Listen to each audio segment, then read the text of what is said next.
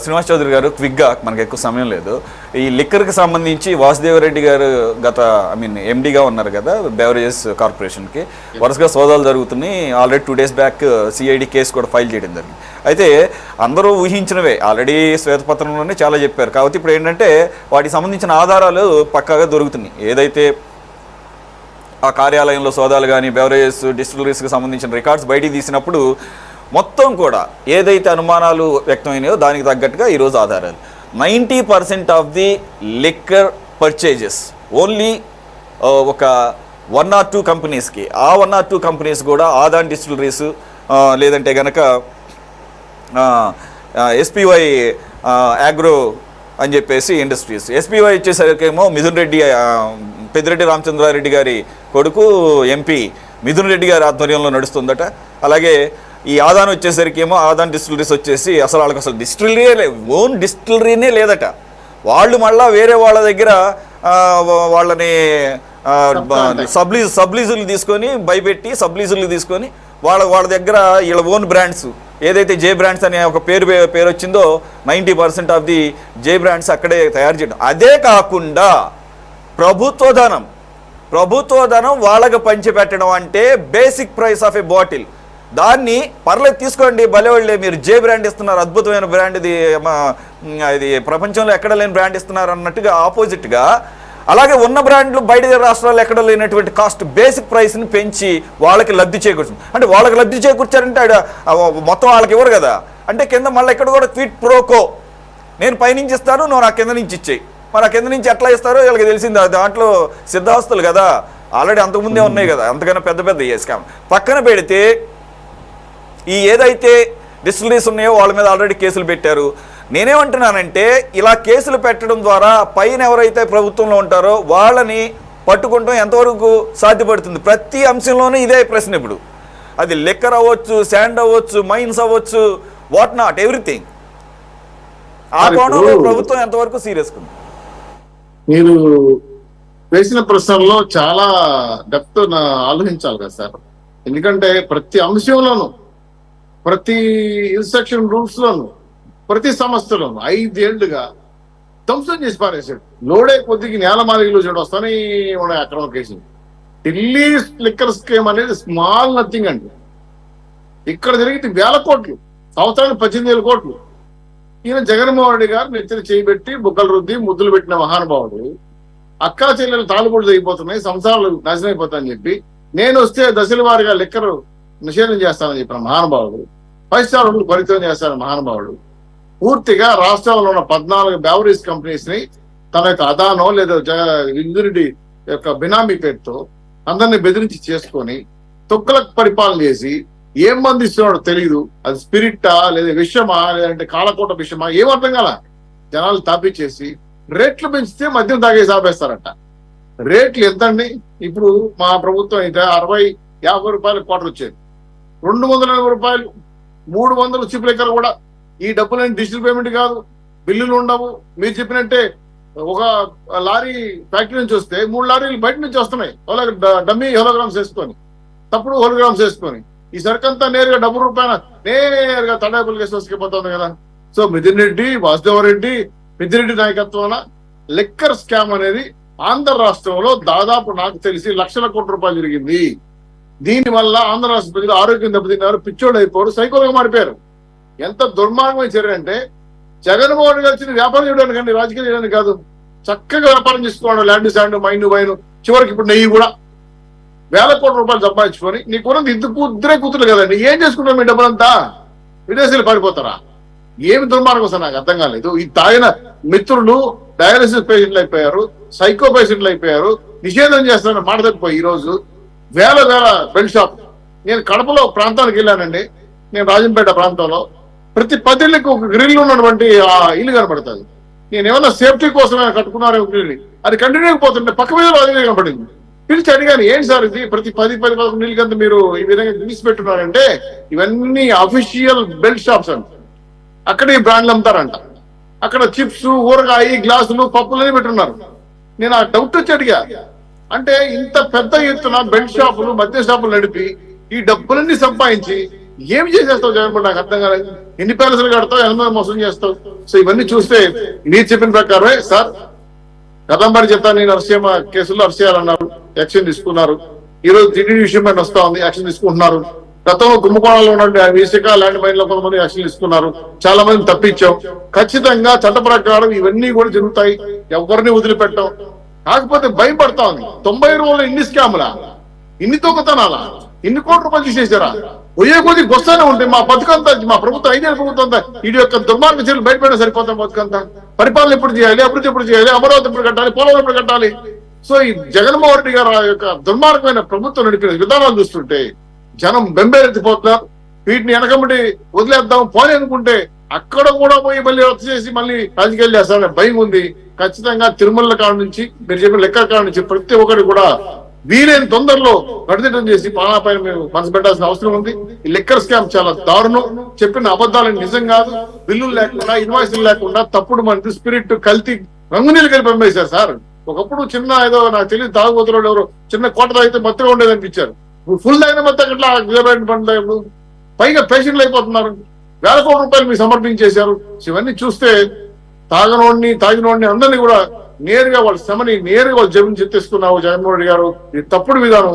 ఖచ్చితంగా చర్య తీసుకుంటాం సార్. వాసుదేవ రెడ్డి లాంటి వాళ్ళు ఎలా బిహేవ్ చేశారు, వాళ్ళ బంధువులు ఎక్కడ ఉన్నారు, వాళ్ళు ఏ డిపార్ట్మెంట్ లో ఉన్నా సరే డిప్యుటేషన్ తెచ్చుకొని పక్కా ప్లాన్ వేసుకొని స్కెచ్ చేసుకొని ఆంధ్ర రాష్ట్రాన్ని నీట్ గా 1,00,000 కోట్లు తినేశారు. ఇది ప్లాన్, పక్కా ప్లాన్. ఇది బిజినెస్. జగన్మోహన్ గారి యొక్క దందా ఇది. అందుకే సార్, అందుకే మీరు తప్పగా అనుకున్నారు నాకు తెలియదు కానీ కొంత సోషల్ ఎలిమెంట్స్ అంతా కలిసి ఈ దుర్మార్గులు ఒక పార్టీ పెట్టుకొని రాష్ట్రాన్ని విధ్వంసం చేశారు. అందుకే వెళ్ళి వైసీపీ పార్టీ కాదు, ఇది సోషల్ ఎలిమెంట్ సమూహం అని చెప్పాను.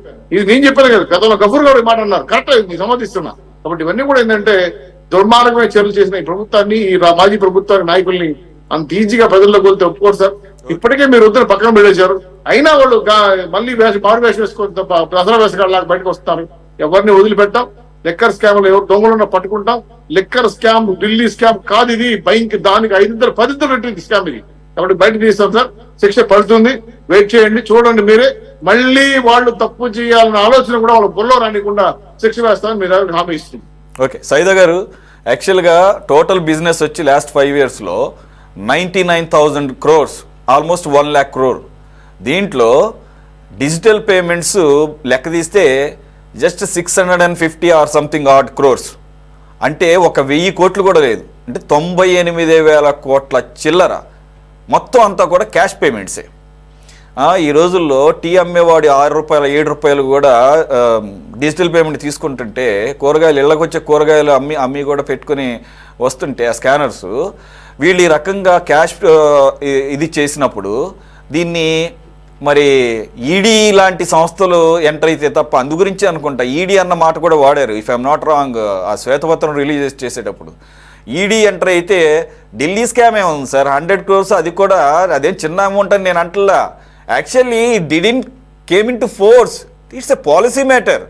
పాలసీ కనుక ఆ పాలసీ ఇంప్లిమెంట్ అయ్యి ఉంటే కనుక ప్రభుత్వ ధనం వృధా ఏదైనా ఒక ఇంటర్ప్రిటేషన్తో ఏదో రాజకీయ కోణంతో అక్కడ బాగా ఫాస్ట్గా మూవ్ అయిందిలేండి. అంత ఆ ఫాస్ట్నెస్ సిబిఐ ఈడీకి ఉన్న ఆ ఫాస్ట్నెస్ అన్ని కేసుల్లో ఉంటే బాగుండు.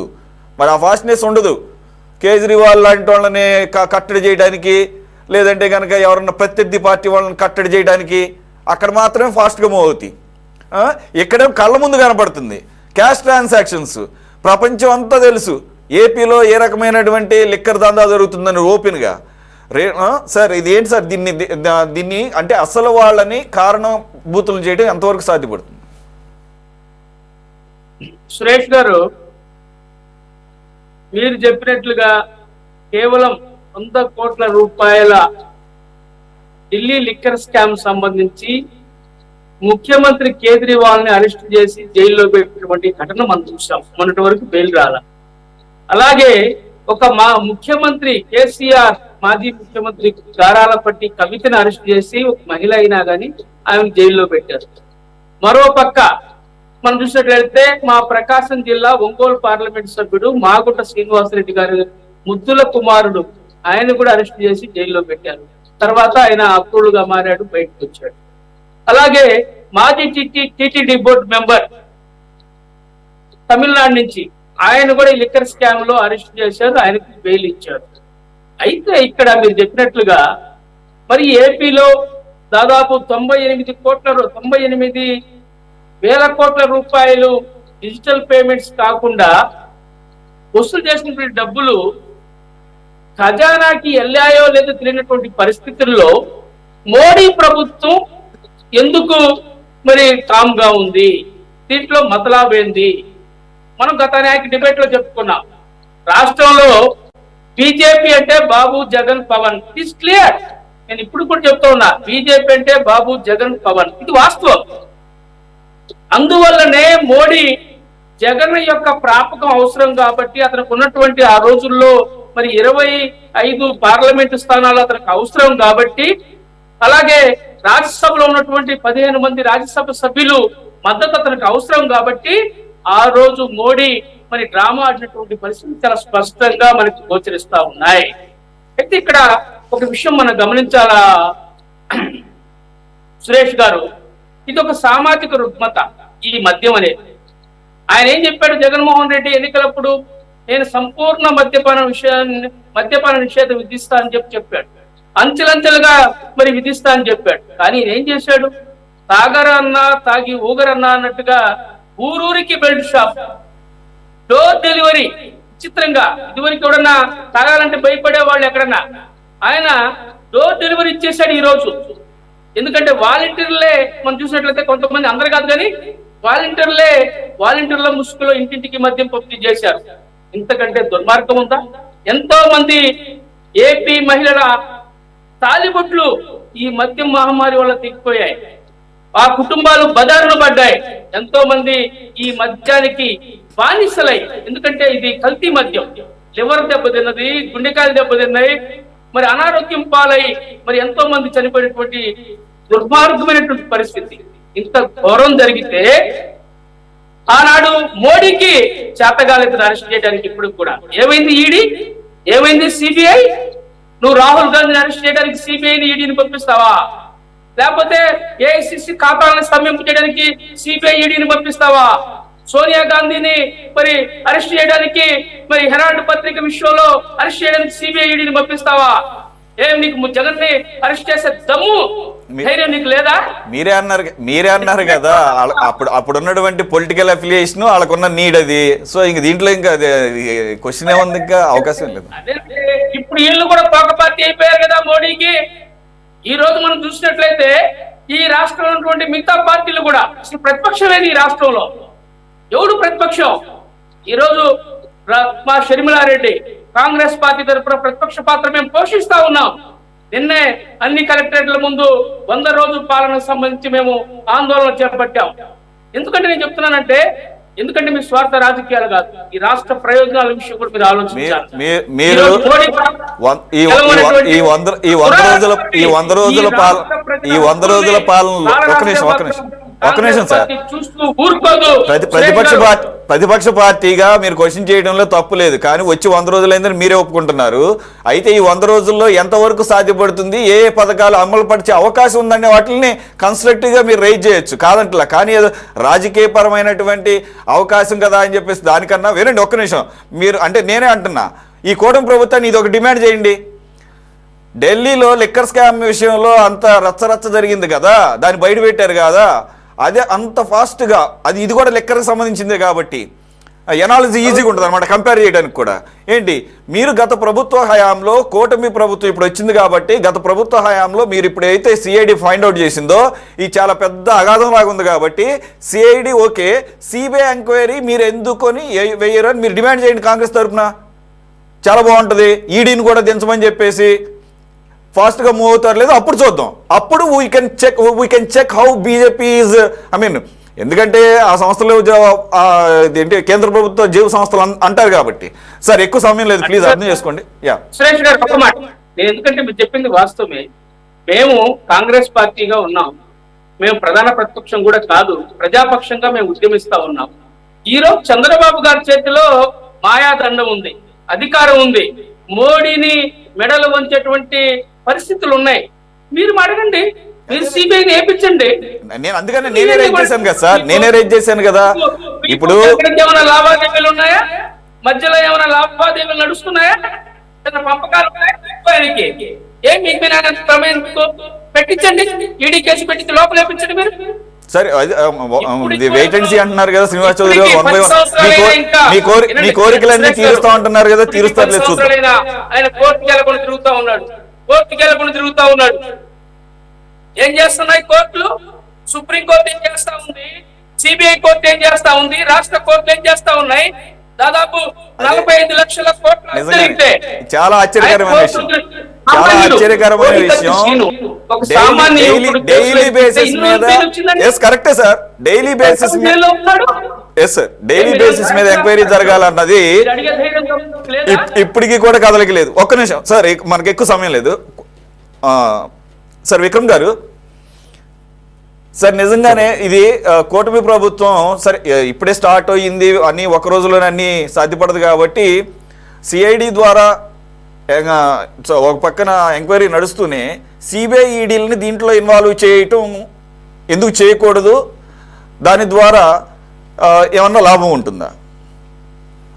ఖచ్చితంగా అండి, సైదా గారు మాట్లాడిన దాంట్లో చాలా వాస్తవాలు ఉన్నాయి. ఎందుకంటే గత ప్రభుత్వ హయాంలో చాలా డిమాండ్స్ చాలా వచ్చినాయి కదా. ఇది బ్లాటెంట్గా పబ్లిక్ మనీని సైఫన్ చేస్తున్నప్పుడు మరి ఈడీని రంగంలో దిగాలి కదా. ఇప్పుడు మనం చూస్తున్నాం తెలంగాణలోను, అదేవిధంగా ఢిల్లీ కుంభకోణంలో మనీష్ సిసోడియా, అదేవిధంగా కవిత గారిని అరెస్ట్ చేసి ఎన్ని రోజులు వాళ్ళకి బెయిల్ రాలేదో మనం చూసాం. తర్వాత మీరు అన్నట్టుగా the volume of the total scam ఎంత, చాలా 100 crores. బట్ ఇక్కడ చూస్తే పబ్లిక్ ఎక్స్‌చెకర్‌కి వెళ్ళాల్సినటువంటి థౌజండ్స్ ఆఫ్ క్రోర్స్ మరి ఎటు వెళ్ళినాయి అనేది మరి ఎవరు చేస్తారు?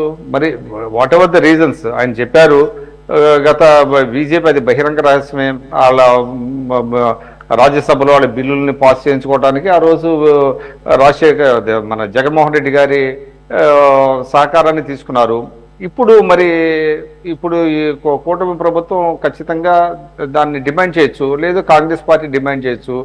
ఒత్తిడి తేవాలి. కాంగ్రెస్ పార్టీ డిమాండ్ చేయడం కాదు, ఒత్తిడి తీసుకొచ్చిస్తే ఏమైనా ఉపయోగం ఉంటుంది. ఎందుకంటే కేవలం బీజేపీ కూటమిలో ఉంది కాబట్టి, వాళ్ళు గతంలో వేయలేదు కాబట్టి ఇప్పుడు వేయకపోతే మరి అన్యాయం జరిగినట్టు అవుతుంది. ఖచ్చితంగా ఇది 98,000 కోట్లు అంటే సామాన్యమైన విషయం కాదండి. ఎంత ఖజానాకి జమ కావాల్సినటువంటి మరి ఆ 1,000 కోట్లు ఎటుపోయినాయి అనేది విచారణ జరగాలి. కాబట్టి సిబిఐ, ఈడీ ఒకవైపు రాష్ట్ర ప్రభుత్వం సిఐడి వేసినప్పటికీ కూడా సిఐడి ఇది చాలా పరిమితమైంది. వాసుదేవరెడ్డి మీద మిగతా వాళ్ళ మీద వాళ్ళ పాత్రని నిగ్గుతోలుస్తుంది. బట్ ఇది దేశం దాటిపోయిందా ఈ మొత్తం డబ్బు అనేది చేయడానికి సిఐడికి అది దాని యొక్క పరివ్యూ చాలదు అది. కాబట్టి ఖచ్చితంగా ఈడీ అండ్ సిబిఐ రంగంలో దిగాల్సినటువంటి అవసరం అయితే ఉన్నది. నేను I fully agree with Saida గారు. మరి కూటమి ప్రభుత్వం ఏం చేస్తుందో చూడాల్సిన అవసరం ఉంది సార్. అలాగే కంక్లూడ్ చేసేద్దరు కానీ ఇప్పుడు యాక్చువల్గా మొత్తం మోర్ దాన్ 100 కంపెనీస్ రిజిస్టర్ అయ్యి ఉన్నాయండి సార్ ఏపీబీసీఎల్ దీని కింద. దీంట్లో only 10 కంపెనీస్కే 90% of the orders supply చేయమని చెప్పేసి ఇవ్వటం అంటే మిగిలిన 90 కంపెనీస్ అంటే ఇక చట్టపరంగా ఏ రకంగా కూడా అవకాశం ఉండదా సార్? అంటే గవర్నమెంట్ ఎలా ఉంటే అలాగే అధికారులు కూడా పనిచేసుకుంటూ వెళ్ళిపోతారు. ఈ స్థాయిలో నా కొల్యూడ్ అవటం చాలా ఆశ్చర్యకరంగా ఉంది. ఇప్పుడు ఏంటంటే మిగతా కంపెనీలు కూడా ఇస్తే క్వాలిటీ మధ్య వచ్చేదండి. అలా కాకుండా క్వాలిటీ మధ్య కాకుండా కొన్ని బ్రాండ్లు వాళ్ళు చేయడం కోసం 10 కంపెనీస్ను 12 కంపెనీస్ను ఏదో మొత్తానికి వాటిని తీసుకున్నారు. మిగతా వాటిని ఏంటంటే పక్కన పెట్టేశారు. కాబట్టి ఇదంతా పెద్దది. అంటే మనకి ఇదేంటంటే పెరిఫరల్గా పైన మనకి తెలుసు. ఇంకా చాలా లోతుకి వెళ్ళాలంటే సిబిఐ ఎంక్వైరీ జరగాల్సినటువంటి అవసరం ఉంది. ఎలా జరిగింది, ఎందుకు ఎలవ్ చేశారు, ఏ స్థాయిలో ఎలవ్ చేశారు, అంటే ఇన్స్పైట్ ఆఫ్ రిపీటెడ్ ఇది కదా మన సెంట్రల్ గవర్నమెంట్ చెప్పినా కూడా మరి ఎందుకు అది జరగలేదని చెప్పడానికి మరి ఇదంతా బయటకు రావాలంటే చాలా కాన్స్పిరసీ ఉంటుంది. దాని వెనక ఎవరు పెద్దలు ఉన్నారనేది తెలియాలి. కాబట్టి ఇది ఒక ఎగ్జాంపుల్ కాకూడదు, బ్యాడ్ ఎగ్జాంపుల్ కాకూడదు వేరే ప్రభుత్వాలకి. రేపొద్దున ఊనోస్ వేరే రాష్ట్రాల్లో కావచ్చు, ఇంకెవరో కావచ్చు ఈ మోడల్ని, ఇప్పుడు తెలంగాణ మోడల్ని ఢిల్లీ కదా వాళ్ళు అమలు చేస్తాం వల్లే ఈ ఇబ్బంది వచ్చింది. రేపు జగన్మోహన్ రెడ్డి గారి మోడల్ని ఇంకెవరన్నా అమలు చేశారనుకోండి, అప్పుడు ఎట్లా అవుతుంది ఇది? అందువల్ల దీని మీద సిబిఐ ఎంక్వైరీ మాత్రం ఖచ్చితంగా అదే మానిటరీ ఆస్పెక్ట్ సార్ అదేమో monetary aspect sir. When it comes to the quality of the liquor, spurious liquor కదా అంటుంది. కాబట్టి లిక్కరే చేశారు, అదే కదా, దాని వల్లనే కదా ఎంతో మంది కదా సార్. అందుకనే ఇక్కడ బేసిక్ డౌట్ ఏంటంటే ఆ స్ప్యూరియస్ లిక్కర్ బాటిల్స్ ని, శాంపిల్స్ ని ప్రిజర్వ్ చేసి ఏ కంపెనీ ఇచ్చింది, ఏ టైంలో క్లియర్గా ఉంటాయి కదా అక్కడ, ఎప్పుడు వచ్చిన కన్సైన్మెంట్, ఎప్పుడు మ్యానుఫ్యాక్చరింగ్, ఇదంతా కూడా క్లియర్గా ఉంటుంది. కాబట్టి వాటిని ప్రిజర్వ్ చేసి సెంట్రల్ గవర్నమెంట్ లేదా ఒక పై స్థాయి టెస్టింగ్ అథారిటీస్ ఉంటాయి కదా సార్, ల్యాబ్స్, ఇప్పుడు ఏదైతే నెయ్యి విషయంలో గొడవ జరుగుతుందో, ఇంకా దీనికన్నా పై స్థాయి ల్యాబొరేటరీ దగ్గర ఎందుకు ఇది పంపించలేదు ఇప్పటివరకు అని చెప్పేసి కొంతమంది ప్రశ్నిస్తున్నారు కదా. నేనేమంటున్నానంటే అసలు దానికన్నా కూడా ఇంపార్టెంట్ ఇది ఏకంగా ఒక స్టేట్ లెవెల్లో మర్డర్ చేసినట్టే ఇండైరెక్ట్గా. అంటే స్టేట్ ప్రొటెక్ట్ చేయాల్సింది లైఫ్కి థ్రెట్ అయ్యే విధంగా స్టేట్ బిహేవ్ చేసింది. కాబట్టి why shouldn't the law made the previous government responsible ఆ యాంగిల్లో. అంటే వాటిని టెస్ట్ చేసి కాదండి, దీన్ని జీనోసైడ్ అని కూడా అనొచ్చు దీన్ని. ఎందుకంటే ఎగ్జాక్ట్లీ అది మ్యాసివ్ గా వేలాది మంది ప్రాణాలతో చెలగాటమాడారు కనుక. ఇవాళ ఒకటండి, అసలు ఫస్ట్ వాసుదేవరెడ్డినే పట్టుకోలేపారు ఇప్పటి వరకు. ఇప్పుడు మీరు చాలా చెప్తున్నారు, ఫస్ట్ కింగ్ పిన్ ఎవరైతే ఉన్నారో ముందు వాసుదేవరెడ్డిని పట్టుకుంటే he will spill the beans, ఎక్కడెక్కడ ఏం జరిగింది, ఎలా జరిగింది అనేది. తర్వాత ఒక్కొక్కటి ఆ లింక్ అనేది తెలుస్తుంది. కాబట్టి first Vasudeva Reddy is at large, అతన్ని పట్టుకోవాల్సినటువంటి అవసరం ఉంది. అతను మరి విదేశాలు పారిపోయాడా, ఇక్కడ ఉన్నాడా, ఏంటి, ఇంత జాప్యం ఎందుకు జరుగుతుంది అనేది దాని మీద దృష్టి పెట్టాలి. అసలు అతను కర్త కర్మ క్రియ అంటున్నారు కాబట్టి అతను ముందు పట్టుకుంటే కొంత తర్వాత పురోగతి అనేది ఆటోమేటిక్గా వస్తూ ఉంటుంది. కాబట్టి ముందు అతన్ని let government arrest him. Okay sir, thanks for joining Vikram పోలా గారు, శ్రీనివాస్ చౌదరి గారు, సైద గారు, అలాగే హేమ్ కుమార్ గారు. Sorry because of your line I couldn't give you much time. Thank you. ఇది వాళ్ళ టాప్ డిబేట్. మరో అంశంతో మళ్ళీ కలుద్దాం. Stay tune to City 24/7.